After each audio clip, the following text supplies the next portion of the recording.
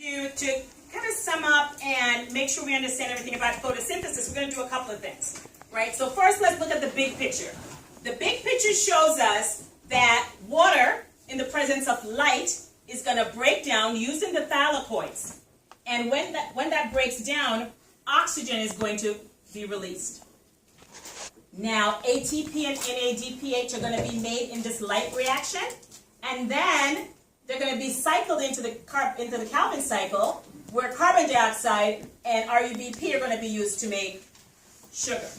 So those are your big pictures that we're going to work on today. Some of the things that I want you to focus on is, how do we really know that this chloroplast is necessary? So the thylakoids, I'm telling you, are necessary for the light reaction, and it's the stroma that's necessary for the Calvin cycle. So how do we know that? So we can set up experiments to test to see if, in fact, the Calvin cycle really is happening in the stroma. Does it really make starch? And is light really necessary for the reaction to take place? So let's look at a couple of things that I think would be good for us to do. We're going to set up experiments. Does photosynthesis need light? Does photosynthesis need chlorophyll? Let's put it. Okay. The other one we want to know, I'd asked you to write fall essays. Essays explaining what's happening. So, what is happening to the leaves during fall? Then, dark reaction, rubisco. Let's see if you can act out what's happening with rubisco, what's happening with CO2, RUBP, rubisco, and our old friend, oxygen. Okay? And then also, we can do chromatography to separate pigments, because we saw that, in fact, there wasn't just one pigment, and we saw that also talking about fall. There's not just one pigment, but there's several pigments that are involved in chromatography. So we can separate the pigments that happen in photosynthesis, then we'll be able to say, oh, okay, that makes sense. We can see why there's several pigments, not just one, and why leaves then would have the ability to change color from one pigment to another pigment as the big chlorophyll molecule decreases. So let's look at, so we really want to separate pigments, but we want to separate. What we're thinking is we're going to actually use a pen and separate the ink.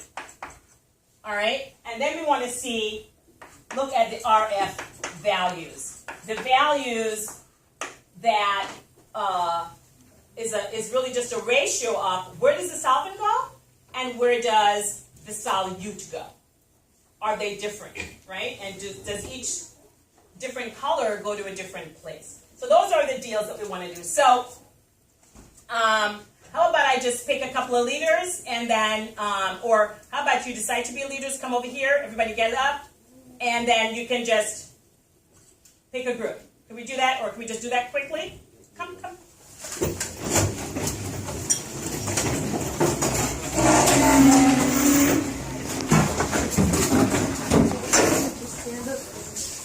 Okay.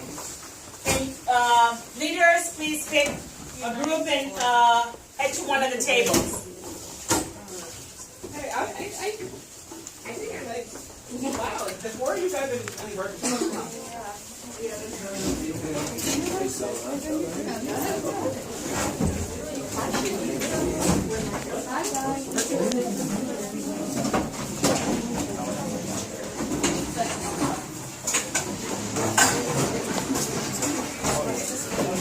What I'd like to give you, I'm going to give you, all right, how many people in your group?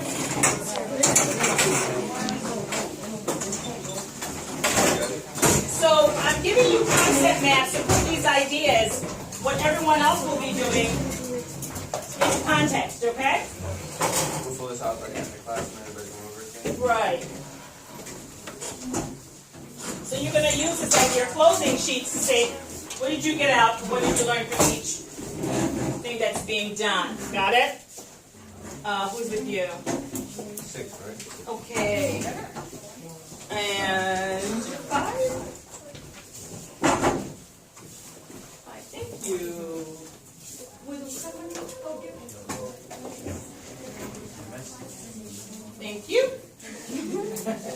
All right, and then, okay, good job.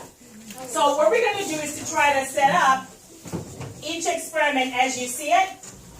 There's something on each table for each group, and let's see you go ahead and try to make that happen. Based on the information that you were given, let's see what you can do with the information that you have on your table. All right?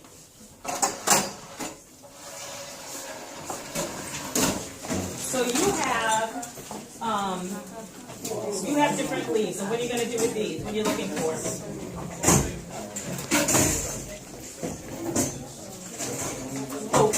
Okay, so actually, exactly. So get one of the papers from that right now. Very good. Okay, and then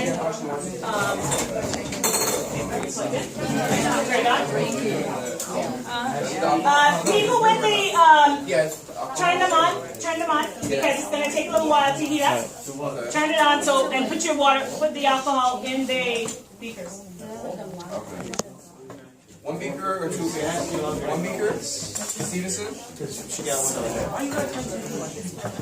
Miss Stephenson?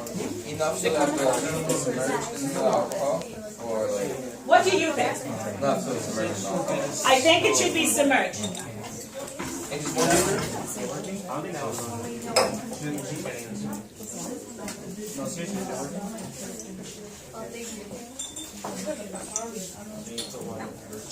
Is the flour like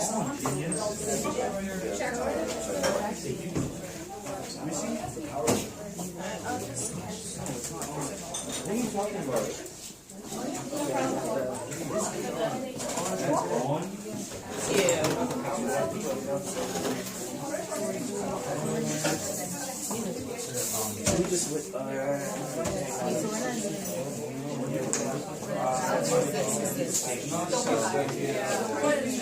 Wow, and then we'll probably take boil.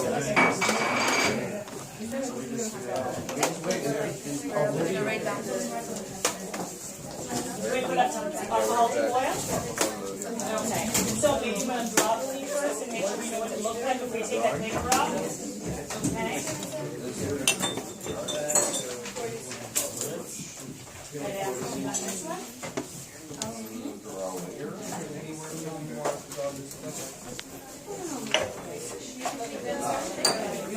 All right. And what are you guys looking at? You're the REDP group, right? Okay, so try to make sure you're focusing a little dialect, whatever, on carbon dioxide, Rubisco, and oxygen.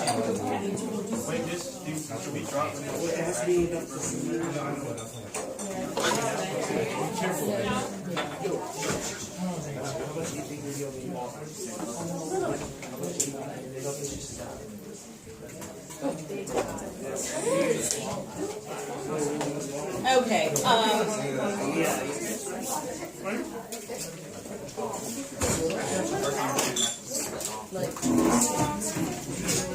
I think it would make it easier if you have a shorter.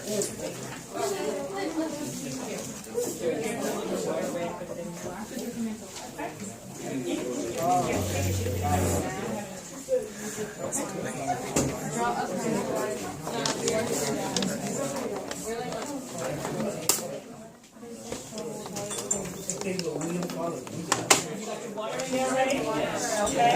Then you're going to do that. Great. Go ahead.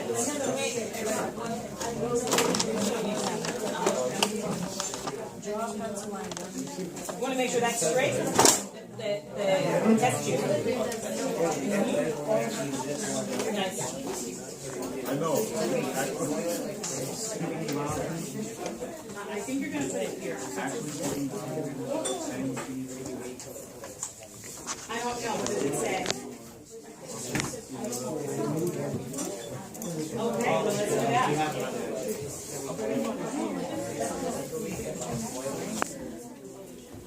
Ask one of your guys who are working with you. I think they can help you. What's your plan, you think, Devon?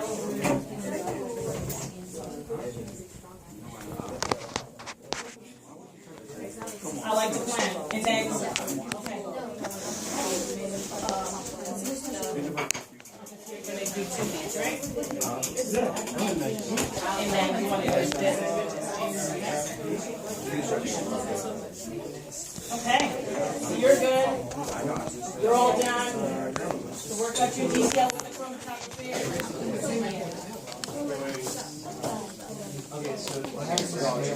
You're set? You're going?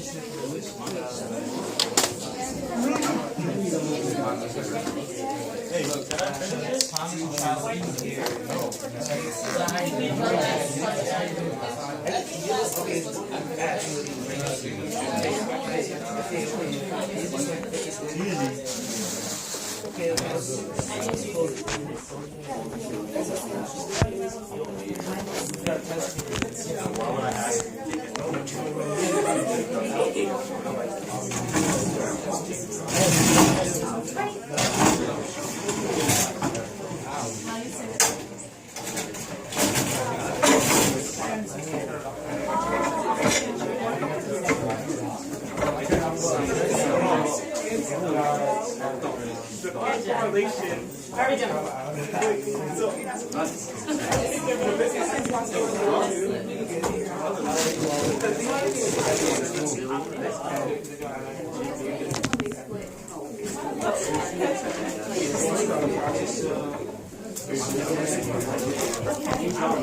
So the idea is make these, and you're gonna have.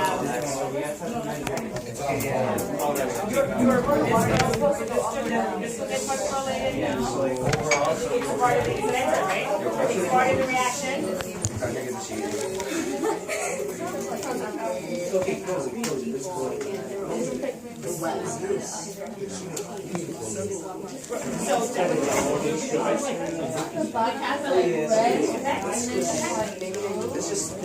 How are you guys doing?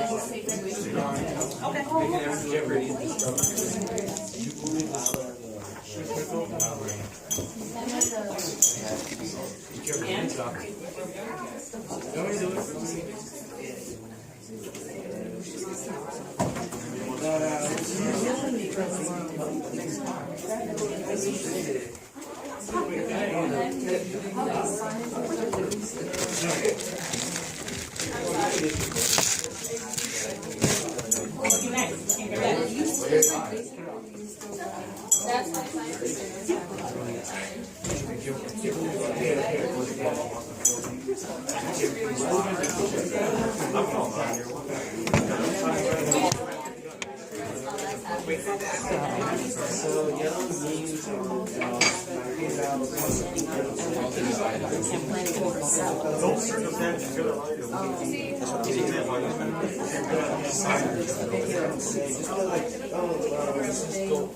Just do it individually. Just kind of go around individually.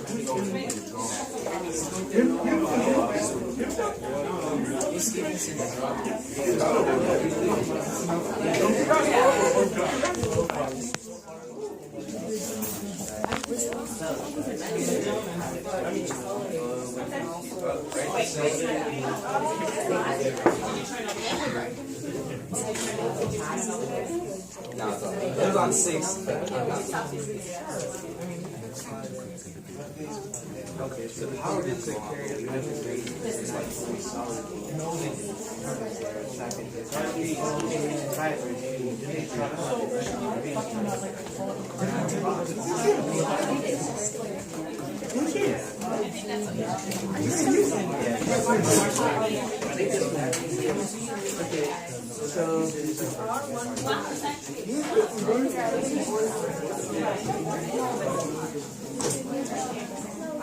So did you guys mention the cardinals and everything? I think so. Let me check. Yeah. Also, we did the equinox, the cardinals, equinox, and the what's that? Anthracite. I don't know how to pronounce anthracite. Okay, so The red pigmental cyanide. Yeah, and the chlorophyll. huh? Yeah, you should. Alright guys. So after it heats up, we're gonna put the leaves in some oil, right? Yeah, well, we gotta boil the chlorophyll out, and then we have to, once it, like, the pigment comes out, we have to take it out, and then we do, like, the iodine. And it's gotta heat up first, though. We gotta finish up these drawings so we know what the plant looks like before, and then we know afterwards. Yep.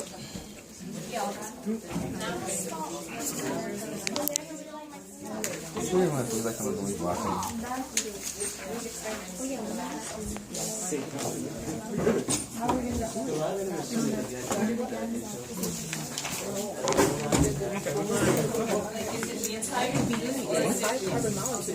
Let's say, represented by the 5 best track athletes. The 5 carbon molecule is in need of another carbon. This track relay calls for 2 groups of 3 people. Although relays need 4 people, the track is 3. And they need 1 more person to be the track runner. Nabisco then brings, in this case, the track coach, then brings in CO2 into the Calvin cycle.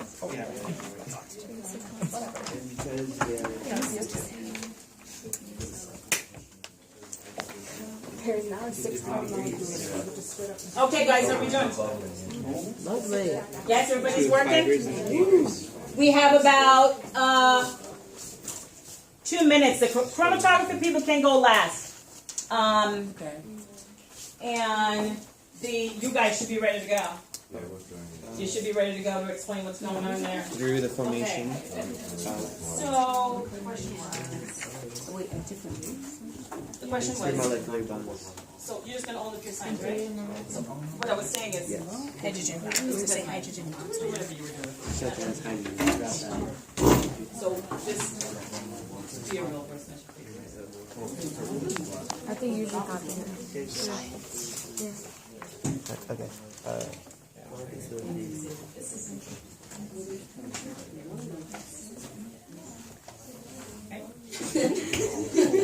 So let's actually summarize because we all know we're going to do a little bit.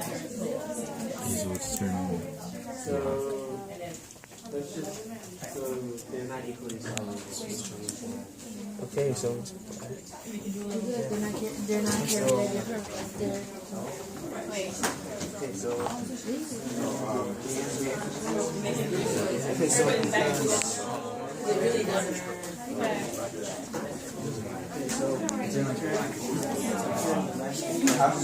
Oh, looking very nice there. Very good, very good. We got a bunch of different colors there. We got maybe 5 colors already, right? Yeah. That's kind of look like what we were looking at. All the different colors. You know what I'm talking about? Yeah. Just please, would you say that? When do we say that to measure? Or we can start measuring. Right, then you start measuring. After a while. Yes. I think you probably have another centimeter on that. Okay? For it to reach its peak, and then you can start doing that. It could be because I know there's a very There's faster involved. What was that happen? Did you have, you start later? Wait, pass that side, please. So yeah, still waiting for the color to get. So take it out and put the iodine. Experiments are what they are. You're trying to experiments with So when do we exactly decide to take it out? When you remove all the pigments gone. Yeah. Oh, it's gonna be Green's green. gone. Yeah. It'll be like white or something. It'll be like covered like this. Wait, I'm going to both. Alright, so I think we have 2 groups ready, so why don't we focus on those 2 groups that are ready and see what they have come up with, and you can continue doing, and as the group's finished, then we'll, on your paper that I gave you, you're going to write down the results from each person or each group as they arise, okay? Group 1, you want to go ahead and tell us what your findings were? Oh, wait, first, you were looking at, which experiment were you looking at?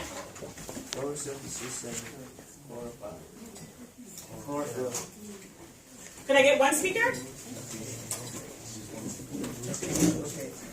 So we boiled the leaf in alcohol and we removed it and added iodine, and we noticed that the leaf was turning black and blue, well, black purple, and it was turning black and purple because starch was inside the leaf.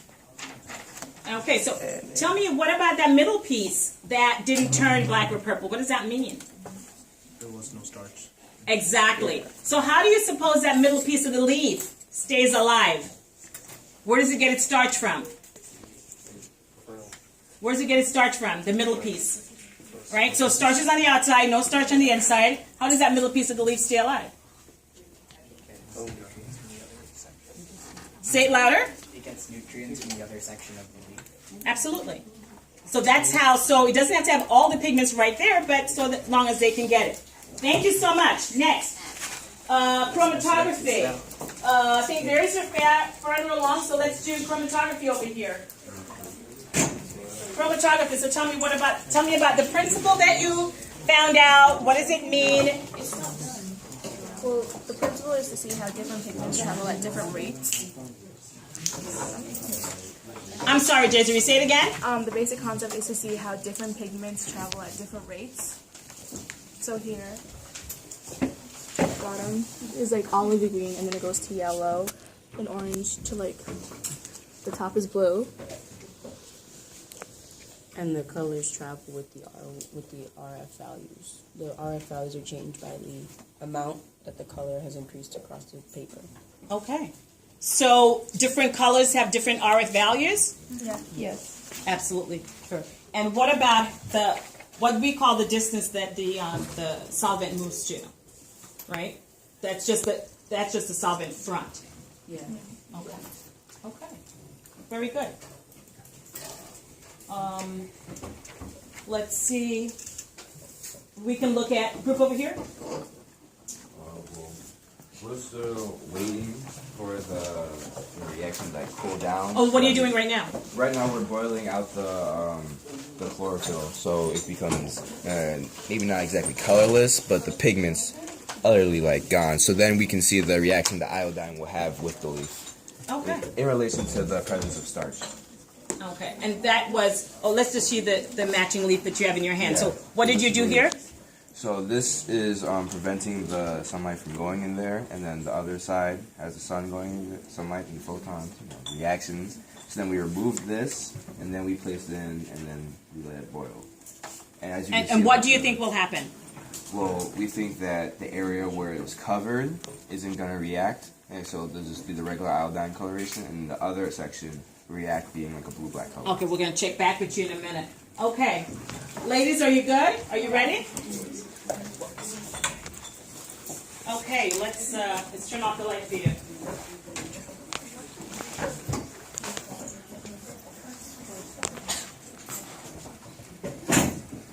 Autumn is that wonderful time of year where the leaves are changing color and falling down in beautiful movements to the ground. There is explanation as to why the exuberant green leaves turn into the radiant canvases of yellow, orange, or red, and even as to why some leaves don't follow the crowd and change color. The chlorophyll, which makes it green, the carotenoid, which makes the colors yellow, orange, or brown, and the anthocyanin, which makes the colors red, all gives leaves the pigments that the human eye can see. Without the chlorophyll, plants cannot use sunlight to perform photosynthesis. While trees have both the chlorophyll and carotenoids, the chlorophyll covers the carotenoids in the warmer times of year, where the leaves are green.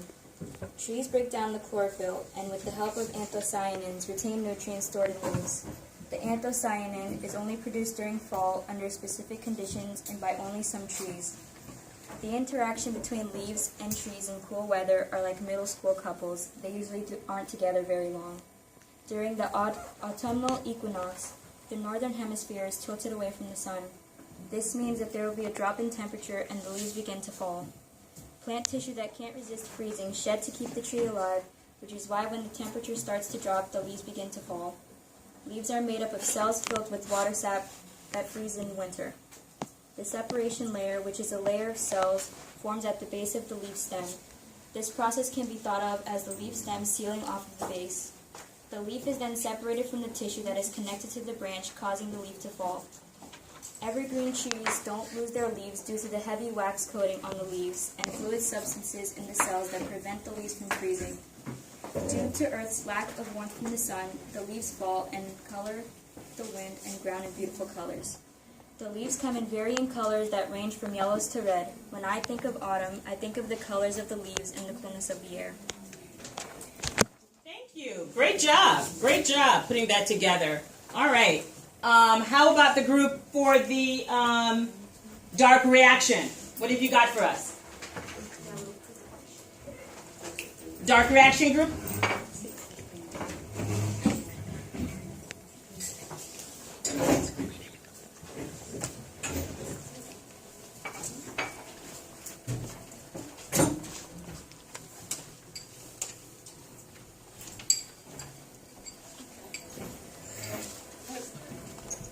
RUBP is a 5-carbon molecule that is, let's say, represented by a group of the 5 best track athletes on a team.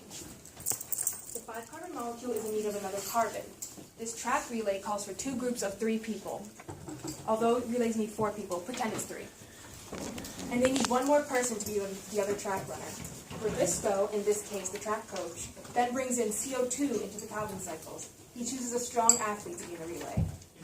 We need another athlete for the relay, so you're in the team. Come on. There is now a 6-carbon molecule that is able to split into 2 3-carbon molecules. The 6-track athletes can now split into 2 relays of 3 people. Before running their event, they drink some Gatorade, here represented by ATP/NADPH, to energize themselves before they start. After they're done, the relays get first and second, the best possible places in which GPP is the trophy. Sugar is made. Sugar! Let's say if the stomata is closed, leading to a lack of CO2, the equivalent is that there's not another good person to add on the team because all of the other good athletes are injured.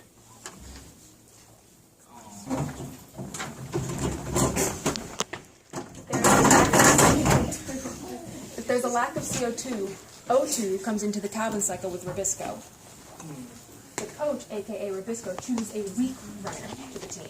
No, you're not the best runner, but we don't have any more people, so you're in the team. Congratulations.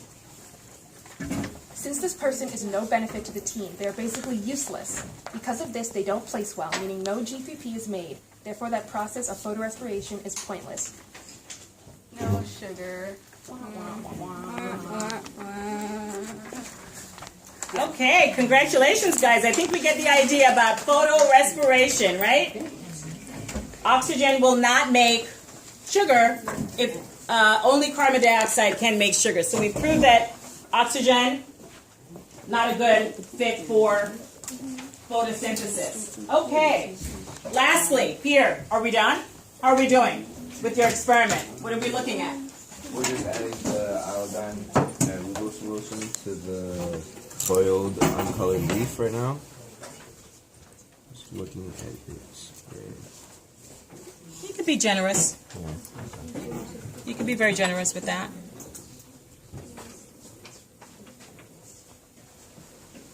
You want to really flood it, okay? Yeah, okay.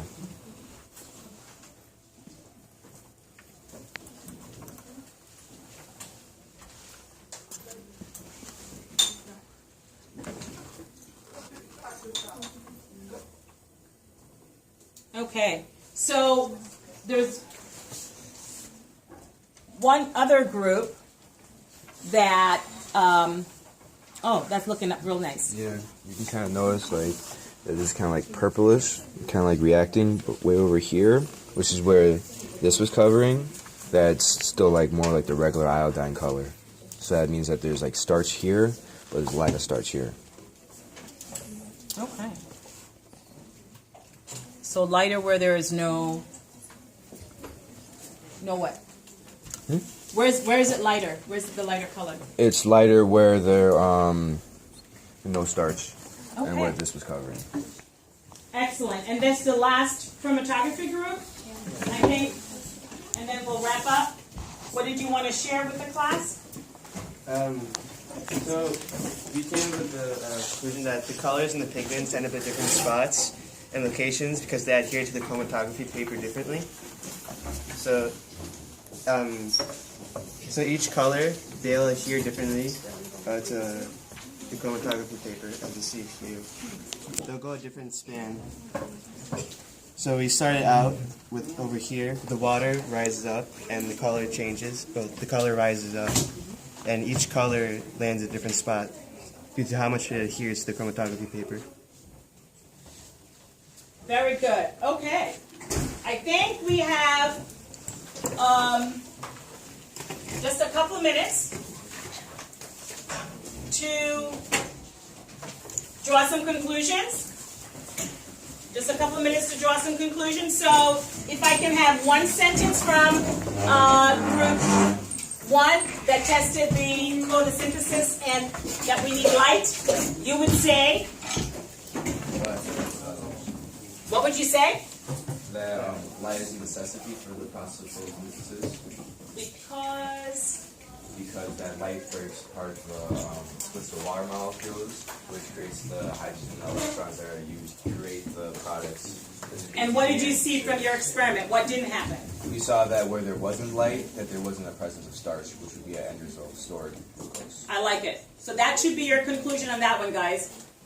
And then, does photosynthesis need chlorophyll? What is your conclusion? That starch is located in the green pigment. Starch is located in the green pigment. I like it. Because that was a variegated leaf that we used to begin with. Right? All right. And then chromatography. Chromatography. What do you have to say? The point was to separate pigments, right?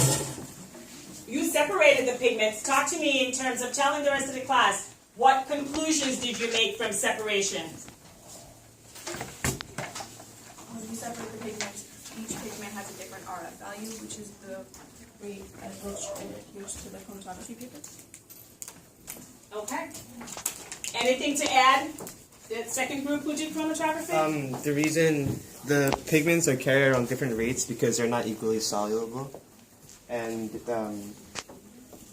because they're attracted to different degrees to the fibers of the paper, to the formation of intermolecular bonds such as hydrogen bonds. And my acting group here, talk to me about some problems that happen with photosynthesis, with the dark reaction. There's some issues that happen, and you went with the issue with Rubisco. You can choose oxygen or carbon dioxide. What were your closing remarks on that? In the presence of O2, Rubisco would use O2, but however, that wouldn't yield any substantial product that could be used as energy for the plant. Therefore, you need CO2 for the dark reaction. Class, I think that was great. So thank you.